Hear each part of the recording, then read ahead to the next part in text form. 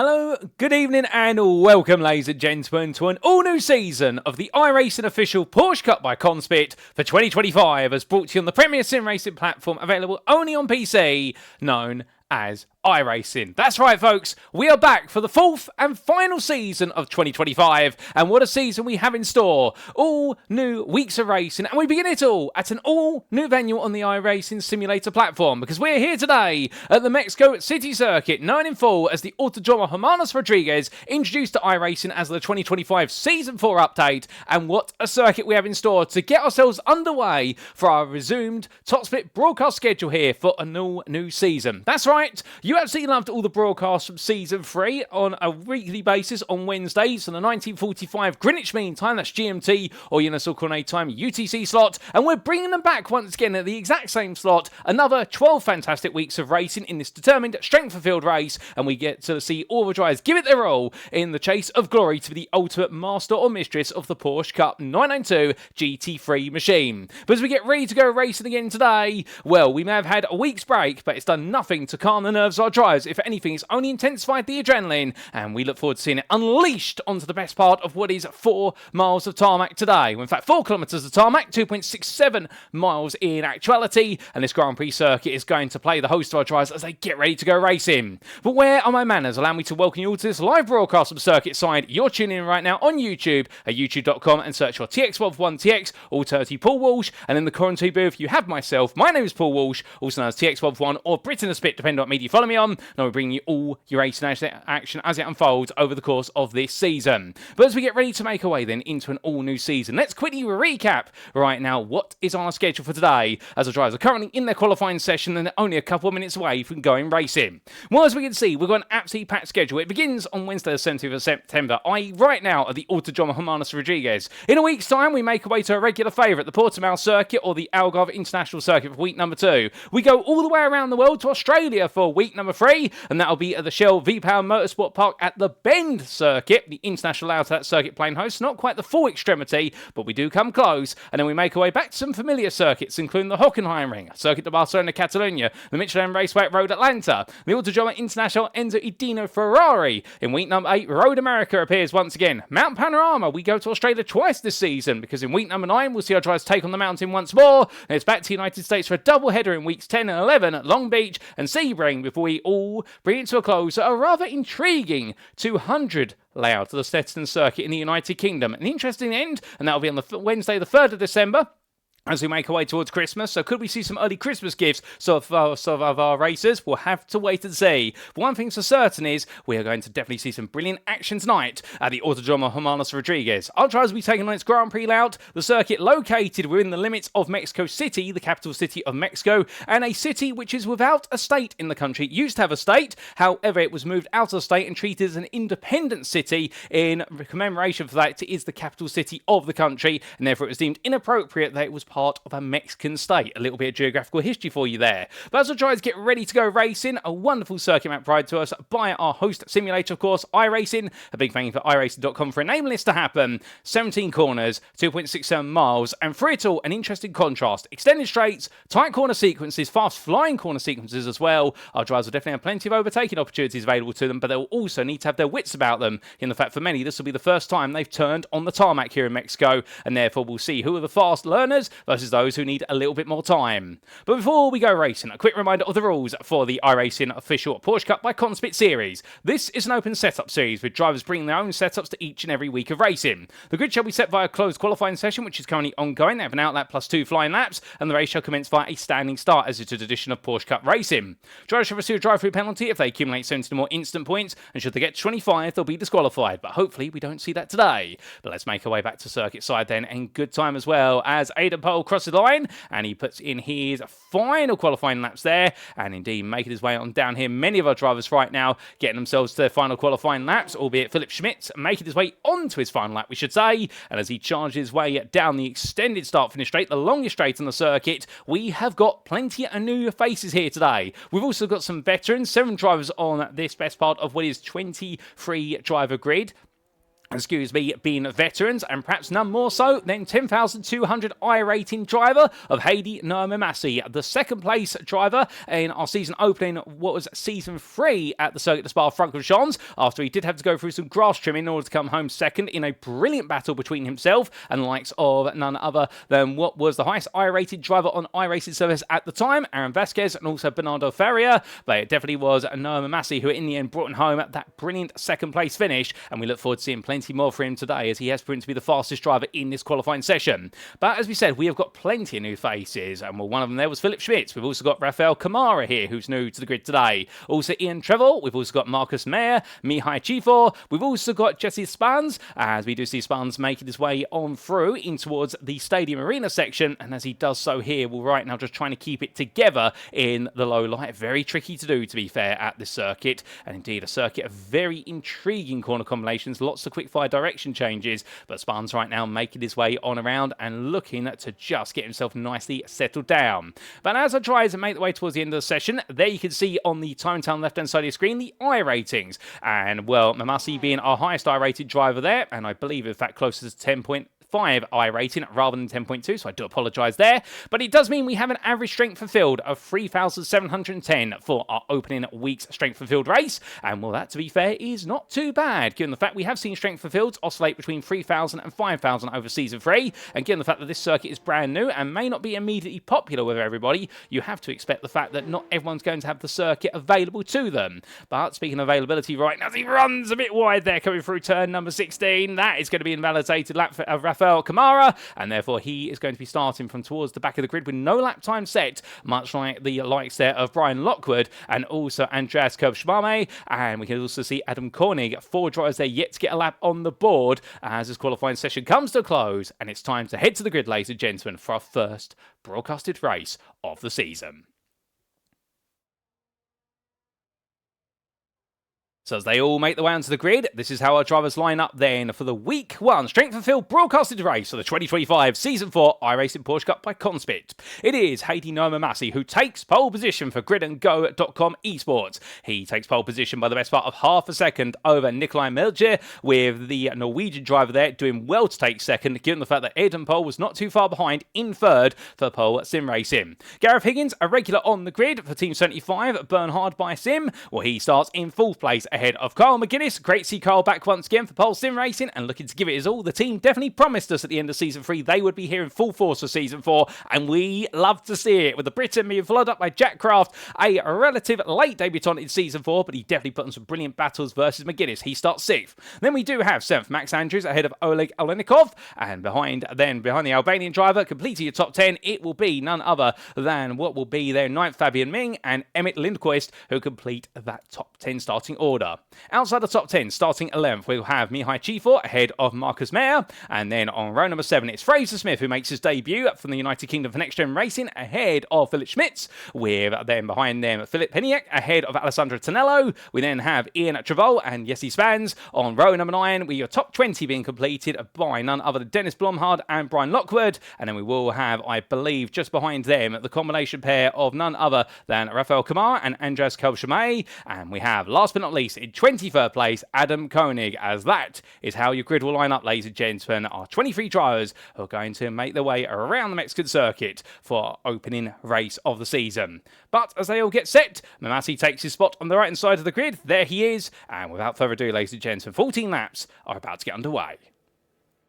So it's 1, it's 2, it's 3, it's 4, it's 5 with lights.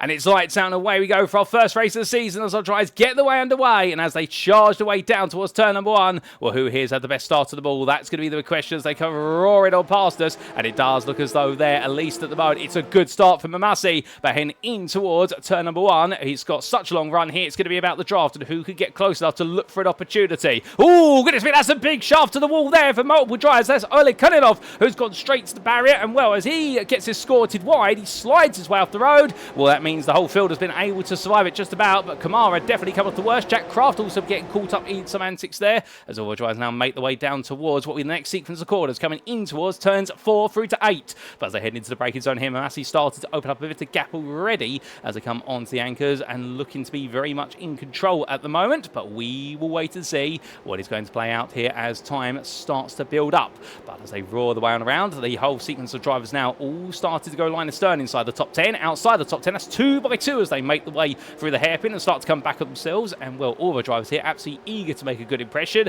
but who's going to make the best impression of them all, I hear you ask? Well, that's what we're trying to understand, as that's a big mistake there for Piniak. And well, he goes sliding on around there. I don't think he was aided in his endeavour. I think he might have just locked up on the braking, but there's a driver caught up with him on the barrier, and we're going to get some replays of what's happened at the start of this race, no doubt about it. But as they all come around on through, well, right now it does seem as though multiple drivers here all getting themselves together in quick fashion as they make the way onwards. And well, for the sweeping corners, it's now into the stadium section, and Brian Lockwood holding on to 12th place here. We side by side with Philip Schmitz. Schmitz there trying to hold the inside line. Lockwood going around the outside to defend the inside into the stadium, and a brilliant bit of defensive driving there from the number 4 driver, who's definitely got the iRating to back it up. But is he going to be able to make his way through the orders? We've had a spin there, and trying to see who that was. I think that was Philip Schmitz who went on around, and therefore another spin and another driver falls by the wayside. As the same for Kamara there. Too much throttle, blocks the pit lane entry, and Olikonilov is going to be parked up there as he waits for him to move. Well, he does in the end, and well, as he does, lap number 1 gets out the way, and on to lap number 2 already. And well, goodness me, it's pandemonium already, ladies and gentlemen, here in Mexico. But would you be surprised at that? And the answer is probably not here, given the fact that all the drivers are very eager to make a good impression. I think some drivers here a little bit too eager the most, as that's a bit of a mistake there from Ian Trevor, not Ivan, it's Ian. And as he comes out to turn number 3, well, there find himself at a 2 wide with Fabian Ming, but the 2 in the end settle their differences and they stay as they were. Fraser Smith, who started 13th, he's now up to 10th, and as soon as I say that, Mihai Chifor puts him down the place, or does he? As I head 2 wide onto braking here in towards turn number 4, and in the end, Chifor backs off. Fraser Smith does get the move on him, and Smith holds the position now as we ride aboard here with our number 6 driver running 10th. And well, right now doing a good job here as he makes his way out of the corner, but I suspect he's got to get his head down and continue to try and move forward, because this is not going to be an easy job as the race goes deeper and deeper here. And to be fair to him, he'll be very aware of that. 14 laps, they will fly by very quickly. However, it's a circuit which a lot of drivers still get to grips with. He has a bit of a snap understeer moment there, and well, that is going to enable Chifor to make his way through, given the fast S's sequence of corners where it's medium speed apex is all the way. And now here comes Brian Lockwood looking for a move, but Lockwood there is going to be on the inside, on the outside on the braking. Let me correct myself. It's going to give him the inside here into the stadium. We proved he could do that versus Schmitz last time around, and he's going to do it again here versus Smith. So brilliant bit of driving there from Lockwood. Moves into 11th place. Brian definitely getting the hammer out there, and who can blame him for it? Really good offensive driving. But looking to the front of the field, meanwhile, Mamasi has already run off 1.7 seconds clear, but the fight for second as we go on to lap number 3 is definitely now building up. As we can see, Gareth Higgins, Nikolai Milder, and then Aidan Pohl and Max Andrews all together. 4 drivers separated by only 1.2 seconds here, and Max Andrews at the back of this group, probably thinking to himself, okay, what do I need to do? Well, the answer to that, Max, is you've got to get a little bit closer as they hop their way over the apex curves, the sausage curves there. You can put one wheel either side, but of course you've got to line it up perfectly, because if not, you'll cause a misbalance of the weight transfer of the car, and it will send it on around. I wouldn't be surprised if that's been the result of why we had a couple of spins earlier on in this race. But Andrews right now close as he makes his way left into right. And keep an eye as well, this is a very high altitude circuit, while the highest in the world in terms of its average altitude. It's a very flat circuit. There's no real elevation changes around here. But what that really means in terms of the altitude is that the cars do run a little bit hotter than normal, and it's also a circuit that doesn't offer as much natural racing grip compared to other circuits around the globe. So that's why we're seeing a lot of drivers slide under braking, because they're very hesitant to get too close to the brake limit in terms of triggering what would be a lockup, because they have no anti-lock braking systems available to them. However, we could be seeing the arrival of ABS in 2026. More on that closer to the end of the season, ladies and gentlemen. We'll talk a bit more about that and what is potentially coming to change in the Porsche Cup, at least in the real world, and what could then be reflected in iRacing, albeit I don't want to say iRacing will definitely make any changes, but the point being right now that the days of no ABS in these cars may be coming to a close next year as Porsche Cup in real life moves towards what will be ABS-based cars. But anyway, Max Andrews right now trying to focus on making sure he doesn't lock up and also doesn't understeer under braking, and doing a very good job at the moment, but he needs to get a little bit closer to Paul if he wants to look for a move, because they head down the start finish straight. Well, this is going to be where we see who's got the best draft, but also on top of that, who's running a little bit less rear wing and a slightly better top speed compared to their rivals, because as quickly as they roll their way down there, keep in mind they're going to be heading upwards of 160 miles an hour into the braking zone for turn number 1, while these 4 drivers all staying very close together. But whilst we do have a bit of breathing room as we go on to lap number 4, we have an opportunity then to take a look back at some of the moments from the start of the race, and we begin, of course, with the race start, and here's a replay. Now, this was the start, but we're going to focus in particular on Rafael Camara, who was starting towards the back of the field. And what you'll see as the drivers got underway, there was a little bit of difficulty for one of the drivers who was blinking in and out of existence. But Massey got underway quite safely. The rest of the field gave pursuit and then started to battle. But for Camara, as he made his way down, well, what exactly went wrong here for him? And the answer is, well, I believe under braking here, what did he get caught up in? We will see. Was it Camara who got caught up, in fact? I'm not 100% sure. No, it was not. It was the number 15 getting pranked there. That was Jack Craft getting caught up. My apologies. And Craft in the end comes sliding to a halt before he'd even got anywhere down the road. How was that for an on board with Craft is the answer. Well, the question, and here's the answer. So as he was battling there, that's where Lockwood came across and got caught. I believe that was on the number 12 he got caught on. That would have been Oleg Olenikov. And, well, that's how Craft's race very quickly ended up towards the barrier. But subsequently after that, towards the end of lap number 1, we had this happen to Marcus Mayer. Well, in fact, this was coming into what was the Fast S's sequence based on my understanding of the circuit. A spin for one driver, and Mayer tried to take evasive action and collected there by Philip Peniak, who in the end just lost it of his own volition. So that's a very odd one there, and, well, a very frustrating one for both drivers. This also happened to Philip Schmitz a little bit later on. This was in the arena as he was battling with Lockwood. Took a lot of apex curve there, but then as he made his way into the stadium properly, on the outside, goes to turn in, and I think that was a distant tap from the BWT machine that sent him on around. And that would have been, I believe, Adam Koenig making that contact, unless I'm mistaken. It could have been Camara, to be fair. I'm not 100% certain, but what we do know is that Philip Schmitz was turned around, and Olenikov, in the end, as he tried to come into the pit lane, well, there was a spin subsequently for another driver there, and that's how they all came together. But we caught all that, and on lap number 2, we had this bit of drama for Alessandro Tonello. This was heading towards turn number 4. This was the BWT driver, so that explains who collected what was Philip Schmitz only a moment ago. And, well, as he went into the braking zone, just went way too deep, missed his braking point, and came to a halt. And then on lap number 3, we had this for Jack Craft and Jesse Spans. And, well, as they made their way into the same braking zone, too wide they entered. And, well, Craft in with already a damaged Porsche. Well, Spans got it wrong, came back on, tapped the rear Craft, sent Craft round. Spans lost it in turn. And, well, it was synchronised spinning there as the whole field then tried to carve its way between all the stricken drivers. And, well, we'll come back to your live racing now, ladies and gentlemen, because we had some replays of the opening 3 laps. There was also some other drama for Andraz Kubashamaya, but we have not had the opportunity to catch that, and we don't want to miss too much more of your live racing. But as our drivers make their way onwards, what we can definitely tell you is, as we head towards the end of lap number 5, well, Hayden Massey right now continuing to roll his way away. They are allowed to go out that wide coming out to turn number 16. They are permitted to use the runoff area there. That's not an off-track as I understand it, and that's why you are seeing drivers get very close to exit. Well, of course, it comes with its own risks, which is if you go too far to the left, you're suddenly going to put the front of the car in the tyre barrier, and your race will come to 0 miles per hour quicker than you could, say, slam the brakes. Conversely, if you get too far to the right, you'll end up hitting what will be a very high exit curb with the right-hand side tyres, and that's going to eject the car up into the air, and it'll actually push the car towards the tyre barrier, funny enough, so you really have a very narrow window in which to squeeze them through, but that is the optimum line through there, and right now, Mamasi is definitely showing the optimum pace around here as Gareth Higgins gives chase, but coming on around, you can see here that right now Higgins and Milder are very tight together, and I believe that Higgins, in fact, made the move for this second place much earlier on in the race. He made it on the opening lap. Max Andrews, meanwhile, versus Aidan Paul. All those two having a good little ding-dong battle. And in fact, they did swap places on lap number 4. And we are going to get a quick replay of how they changed places. Now, this was for 4th place at the time. It was coming down in towards turn number 4. Was there a mistake from Paul here? Something tells me there might have been. He went a bit deep, in fact, and had to rejoin. But, of course, rejoining there comes with its own risks. But he managed to rejoin safely in the end. But that was a mistake, and Max Andrews was able to come on through.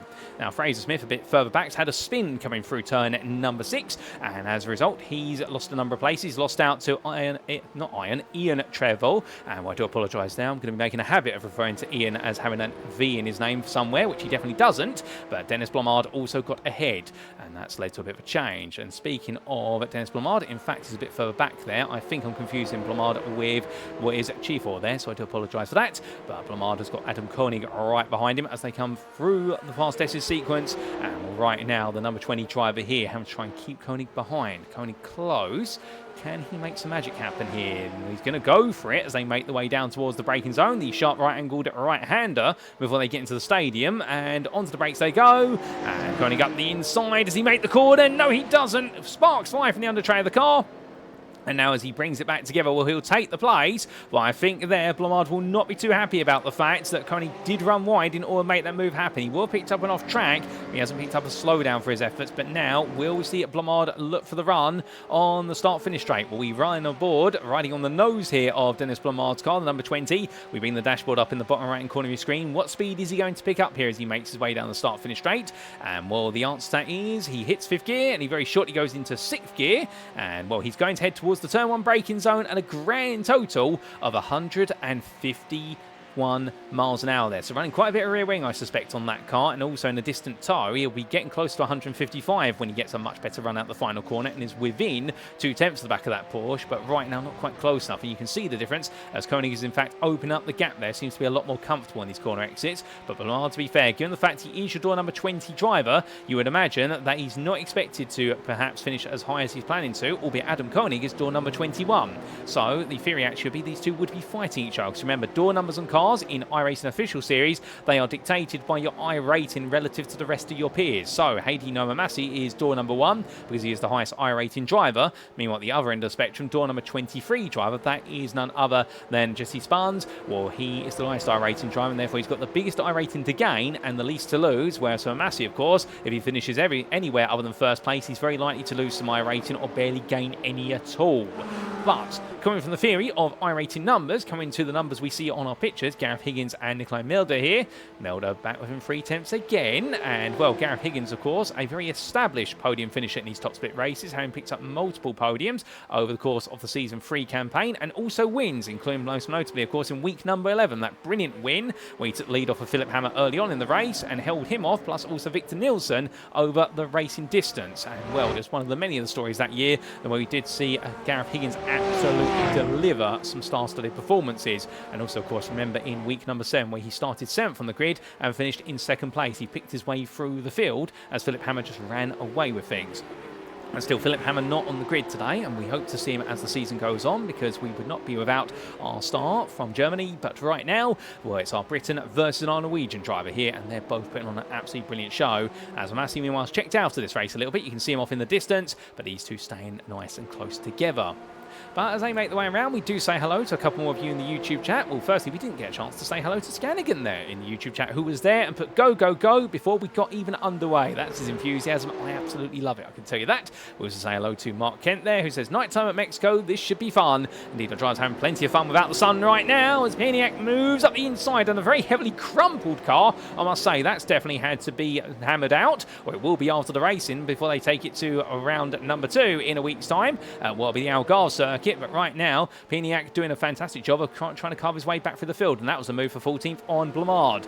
And, well, his next target is Adam Koenig, who's 2.5 seconds up the road, but Pieniak in clear air is the faster driver there, as Philip Schmitz, meanwhile, takes a very, very risky straight line coming through the S's, and that almost led to him picking up a slowdown for track limit. However, he's got away with it this time. I suspect he would have lifted off the throttle because these curves are a lot higher than they look. As meanwhile, speaking of slowdowns, well, Rafael Camara has picked one up for a little bit earlier on in the lap, and he's had to serve it as that's a poke in the nose there from Jack Craft. And, well, did he make it work versus Schmitz? The answer is almost. He got Schmitz to run deep, but Craft himself realised if he'd gone any late on that, he would have sent the pair of them around. As we ride on board here with your 17th place runner at the moment, he goes very deep into the final major corner, and as he curves his way out of turn number 17, well, that poor entry into the corner has definitely cost him a lot of time as he makes his way down the start-finish straight. You can see how much time he's lost because that gap has opened up to 5.5 tenths. He will start to regain in the long term, but by the time he gets 2/3 of the way down the straight, he'll only achieve speed parity right now because Schmitz does have the toe of Blomard right in front of him, which he's able to use to his advantage. So that's why Jack Craft has fallen a long way back, and he's not quite going to be there right now to look for a move as they go on to their 9th tour of the circuit under race conditions. But right, left, right they go. The brilliant direction changes here, really making it tough on car and driver alike. But Craft right now is looking to try and find a way a little bit closer. But Blomard, meanwhile, Schmidt's looking up the inside, and we are aware that Fraser Smith is battling a bit further up. We'll take a look at that in a second, but that's going to be a dive up the inside there from Schmidt. A straightforward move. Lamar tries to get back at him, but to no avail there, and Philip Schmitz moves back into 15th place. A classic move. But from there, we look to Fabian Ming, who's currently running in 8th place in the number 7 car. He's got Brian Lockwood right behind him, and Brian, who had a dismal qualifying session, started all the way down in none other than what was 20th place. Well, I'll tell you one thing, he's already up into 9th. He's gained 11 places, and I think he feels they can pick up a few more before the job's done today. But right now, Fabian Ming is doing a good job of keeping him at bay. And after it, it's Emmett Lindquist, who is 1.5 seconds up the road, and that is not a big gap to close down. But coming back to the battle between Blamard and Kraft, Kraft is going to try and go around the outside here into the braking zone before the stadium. He's already ahead, and Blamard's going to back off there, let it go, and then coming up behind him, that is a lap down car in the form, I believe, of none other than Oleg Olenikov. And Olenikov here, who was a much faster driver in qualifying, of course, he has found his way a lap down. He's flashing his lights there, and I get the feeling that Blamard right now is going to essentially be saying underneath his visor, well, thank you for flashing me, but I'm not going to give way just because I want to stay with the guys in front. You are a lap down. I think Olenikov, meanwhile, has the idea, well, look, you're losing the guys in front. Let me through, pull me along the straight, let me go up the inside into turn 1, and I can get you close to the guys in front because I can be a bit of a disruptive force. So those two are definitely trying to work things out at high speed. We refer to that as the racer's Morse code. As I head into the braking zone, Olenikov looks up the inside, but doesn't have the confidence under the brakes to send it all the way in. Looking further up, however, battle for position, that is Ian Treble. Right now keeping Fraser Smith behind. Smith's definitely been in the wars between himself, Treble and Chifor, albeit positive, I should point out. They continue to battle, and just a bit up the road, that's too wide into the S's sequence. That's Brian Lockwood versus Fabian Ming, and will we catch it midway through? And here they come. Lockwood on the inside now into the final right into left portion of this, and that is going to be Lockwood up into 8th place, but not without a challenge from Fabian Ming. We can definitely tell you that. It's not over yet either, because he makes his way into the braking zone for the stadium. Well, he's going to look around the outside here. Lockwood on a much tighter line. He's got to be careful not to overextend the corner, but absolutely nails it under braking. And well, Lockwood does seal the deal there for 8th place. But let's take a look back at that, because that was a brilliant piece of battling action between these two. So it all started then coming out of the second set of corners and heading in towards the S's. And Lockwood, well, he was on the outside initially, but starts the outside, Ming's into the space, just about. Lockwood had so much confidence in the grip of the right-hand side tyres of his car. I think Ming did not expect him to go in. I think he backed off in case Lockwood turned in very aggressively. But Lockwood, in the end, just had so much grip, he was able to get ahead and make that happen. What a brilliant run around the outside. But we must come back to your live racing, ladies and gentlemen, because we have got Fraser Smith now doing battle here, and this is down the start finish straight on lap number 11. We look back to them on your live pictures here. Ian Treble and Fraser Smith side by side. It's Smith on the inside. Treble comes across. Smith's got barely any room to breathe, and in the end Treble pulls over just before the braking zone. He's trying to play Smith as they make their way through, door to door as they come through. Smith in the end goes a bit deep. Treble back on the inside here. It's war, and as they come through turn number 3, Smith comes across, collects the side of where it's Mihai Chifor, and Smith's not too happy about it, but I think Treble would say, well, look, you squeeze me, I squeeze you. Well, I think it all started with what was Treble coming across there down the start-finish straight, and I think Fraser Smith may have felt as though he was quite inconveniently squeezed, albeit he was given breathing room, which you pointed out, but in the end, Ian Treble definitely saying, you shall not pass, and doing his best Gandalf impression if you're a Lord of the Rings fan, albeit that's not to say that he is as old as Gandalf, I can tell you that, but Ian right now, Ian Treble that is, in the number 19, fighting hard for this 10th place. You can't blame him, to be fair. He started 17th, he's door number 19. He really will be happy with this result if he finishes inside the top 10, the top split today. And well, so far he's been a little bit on the edge, but to be fair, Fraser Smith giving as good as he's been given, and that's why this rivalry is definitely absolutely brilliant to watch, as Mihai Chifor squeezes between the two of them and tries to act as a bit of a peacekeeper for the brief moment as they come towards the end of their 11th tour of the circuit. However, I don't think that's going to quite be the end of their battle, ladies and gentlemen, because right now, well, with the fact we do have 3 more laps to go, when Fraser Smith has been looking the quickest of this trio in clear air, well, when they're all together, it's a different story, but that's what makes the story so interesting here as they make the way up towards another lap. But roaring the way on past us, and as they do, that wonderful close picture there really gives us an idea of how quickly they come roaring on past us. Well, meanwhile, all these drivers making their way down the start-finish straight, and we do look all the way back to Jack Kraft here in 16th place, who's trying to find his way back ahead of Philip Schmidt as the battle for 15th rages on.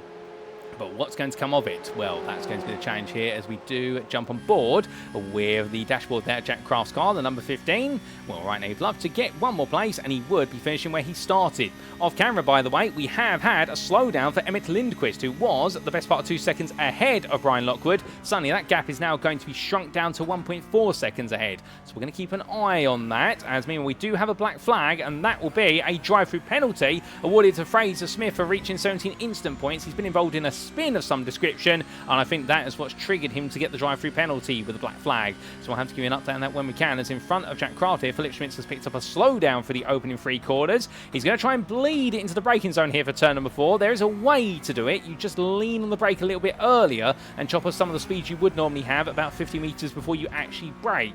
However, you've got to be careful, because if you do it with a car that's very close behind you, the car behind may not know it's about to happen, and well, suddenly that car's going to come straight into the rear of you. But Schmitz makes it work, and Jack Craft in the end doesn't really gain anything out of it other than he gets a better picture of the rear end of the number 17 car. So therefore, good tactics being played out by Schmitz, and well, he's still over the back of Piniak as they make the way towards the end of the Estes sequence. But from there, we take a look back at what happened to Fraser Smith only months ago, and here's the replay, ladies and gentlemen. Now, this is what triggered Fraser Smith receiving a drive-through penalty for instant points. He was the 3rd car in this running order there, and as he made his way into turn number 1, got close to the rear of Chiefle's car, but in the end carried a bit too much speed through turn 1, and the rear of the car just let go. Unfortunately there for Fraser, he'll be kicking himself for getting the drive-through penalty, but still, given it's his debut in the top split, and he did message me in the build-up to today to say about the details. Well, he definitely wanted to be on the grid, and he is on the grid, and he has put on a great show there, so even though he's going to fish a bit further down when he serves that black flag, he shouldn't be disheartened. But whilst that's happening, well, Philip Piniak has got Philip Schmitz, Jack Craft and Adam Koenig all with him now. It's a 4-way fight for 13th in the penultimate lap, and as they head down the start for this straight here, they all fan out. It's going to be Schmitz on one side of your picture, and it's Piniak on the other. Piniak on the left, Schmitz on the right, and in the middle, Jack Craft says, I don't want to be in that, I'm going to be daft. And once they make the way through turns 1, 2 and 3, it's getting very, very pokey here between them all, and Piniak in the end manages to survive the curbs of the first 3 quarters, still holds onto this for now, as they're all fanning out around him here, and one side of him is going to be Schmitz, on the other side is Craft. Piniak then goes defensive to the inside. Schmitz is going to try and go around the outside here under braking. Can he get it done? As Craft looks to go 3 wide, he goes very deep, does Craft. Meanwhile, Koenig now says, okay, it's my time to shine. He goes around the outside of Craft. Can Koenig get Schmitz as well? No, he can't is the answer, but that's a good bit of opportunism there from the number 21 driver. He may not be the fastest out there. Right now, he's the slyest of all the runners, but I can tell you one thing, Adam Koenig, he's definitely one of the smartest. And as they head in towards the S's now, he'll take that place, and he'll be all over the back of Philip Schmitz as they make the way towards the final lap. Speaking of which, the final lap has just started. Hayden Nomamasi, our race leader, 6 seconds clear of the field, has gone onto it. We'll pan to him in a brief moment, ladies and gentlemen, but right now, this battle outside the top 10 for the final spots inside the top 15 is absolutely thrilling. As Jack Craft now has a good exit coming out the S's. In towards the stadium he goes. He gets ahead of Koenig there. Koenig onto the back of him now, and Will Schmitz is clear for the time being. Craft goes defensive. Koenig gets elbowed out a little bit there based on position, not contact. He looks up the inside, but he's too far back to try and make a move through the stadium, and he'll stay there as Fraser Smith comes into the pit lane. We've also got a black flag for Philip Schmitz, and that is going to mean he's got to come in at the end of this lap, and if he doesn't, there will be time added on at the end of the race, and that time is even more costly. So therefore he comes into the pits immediately, and that slightly breaks up our battle. But what a battle it was, ladies and gentlemen, no doubt about it, as the drivers head on to their final lap of the circuit. But as they do, well, we look to Emmett Lindquist here. Remember, he picked up a slowdown penalty, and that slowdown has completely stumped his momentum for 7th place, because now Brian Lockwood is right behind him and looking to try and find a way through. But Lockwood goes out a bit wide there. He'll get away with it this time or thereabouts, but I don't think he'll get away with it for too many more times if he makes a habit out of it. But thankfully, it is the final lap. Speaking of which, well, as Gareth Higgins keeps Nikolai Melder at bay, well, we look to the very front of the field. And for Hayden Nomamasi, what is there to say? On pole by half a second almost, as he makes his way through the final quarter. He may have taken second in the season opener of season 3, but in the season opener of season 4, Hayden Nomamasi, take a bow, good sir. You are a race winner in the top split broadcast by 7 seconds in the end over Gareth Higgins, who holds on for another 2nd place. What a brilliant run of podiums he's had over the course of this year. Head of Nikolai Melder, who finishes 3rd on his debut. Aidan Pole there for Pole Sim Racing finishes 4th ahead of Max Andrews, his teammate. And then we see Carl McGuinness finish 6th. He's very happy with that performance, one of his best performances of the season so far. We then do have Emmett Lindquist finishing 7th ahead of Brian Lockwood. He held off Lockwood at the end. I think Lockwood, in fact, running out of fuel at the very finish line. Fabian Ming was 9th place, and a bit of a quiet race for him after his early battles. And then we will see Ian Trevel. He'll hold on to 10th place, and what an effort from Mr. Trevel there. A phenomenal run to that 10th place. That will feel like a win to him, given where he started in 17th. Mihai Chifo, meanwhile, comes home best of the rest there, and a great drive from him. Not quite on the pace of Trevel, but to be fair, did very well to hold on to where he started. And then we will have in 12th, Philip Peniak. But as he makes his way to the line, we've got more black flags coming up here. One for Adam Koenig. That is going to be a post-race time penalty. The same for Jack Kraft. That's good to mow him all the way down the field, but they finished 13th and 14th on the road. Andreas Kovacsmayer, well, he finishes in 15th on the road ahead of Fraser Smith, who's 16th. We then have none other than Dennis Blamard, who finishes 17th in a frustrating race for him, ahead of Philip Schmidt. And then it will be Jesse Spahns who rounds off all of your finishers, ladies and gentlemen, as he makes his way to the line. And we did have a lap down finish in the end, or we will do for Alessandro Tonello. And well, to be fair for Alessandro, even though he's finishing a lap down in 20th place, give him credit where he's due, because he is going to be bringing it on home in the end, and he will be happy to see the checker flag, as we also did have 4 laps down for Oleg Olenikov. He will classify as a finisher, and well, that concludes our race, ladies and gentlemen. Goodness me, what a race. And as we take a breather, we have an opportunity to say hello to Spitty there in the YouTube chat, who was cheering on Pole Sim Racing's Max and Aidan. That was Max Andrews and Aidan Pole, and remarking earlier about their battle, as let's remark about the battles up and down the field by taking a look at the provisional race results, subject to any stewards' inquiries. What a 14-lap race here at the Autódromo Hermanos Rodríguez, named after 2 brothers who unfortunately died well before their time in the world of motorsport. But for week number 1 of season 4 of the 2025 iRacing Porsche Cup by CONSPIT official series campaign, Heidi Noamasi taking the first string for field race victory here today for gridandgo.com esports by 7 seconds over Gareth Higgins. The Team 75 Bernard by Sim RC driver. He may not have had the pace to keep Mamasi honest, but what he definitely did do is make sure that Nikolai Milder did not take second place back. Melder in the end falling to 3rd, but that's where he finished for Racing Lab Esports in an absolutely stoic drive, ahead of Aidan Pole, who took 4th place there for Pole Sim Racing, ahead of teammates Max Andrews and Carl McGuinness. But it's great to see the trio all together there, and 2 of them inside the top 5. McGuinness, he did well to break away from Emmett Lindquist, who finished 7th in the end, and will probably be kicking himself for the stress he put himself under right at the end due to a slowdown penalty. But that stress did not steal away his 7th place, because Brian Lockwood huffed and puffed, but in the end Lockwood ran out of a bit of steam, having started all the way down in 20th place. 8th place finish there. That is nothing to be upset about. Fabian Ming finished in 9th, the Swiss driver there, ahead of Ian Trevel. And Trevel doing a phenomenal job, the Spaniard, to bring it home inside the top 10 in the number 19 car, just ahead of best of the rest driver Mihai Chivor. Philip Peniak finished 12th, and this is where now we have a number of black flags that have shuffled the order a little bit. And what we can see there is that Andreas Kovacsmayer has been promoted to 13th place there. The Austrian driver finished 15th on the road. Fraser Smith, he finished 16th on the road after his own black flag, but then has been promoted to 14th. And then Dennis Blomard has been moved to 15th there. And then we suddenly see Jesse Spahns in none other than 17th. He did not gain as much because Philip Schmitz, he had a black flag but took 16th there. So that's where the first of our black flag drivers ended up in the end, in none other than 16th place. Jesse Spahns took 17th, the Dutchman then being followed up by the Polishman from Kulkas crew of Adam Koenig, who is black flag put him back to 18th place, and Jack Kraft the same, down to 19th in the end. And what a gutting end to his race after being in the fight for so many laps.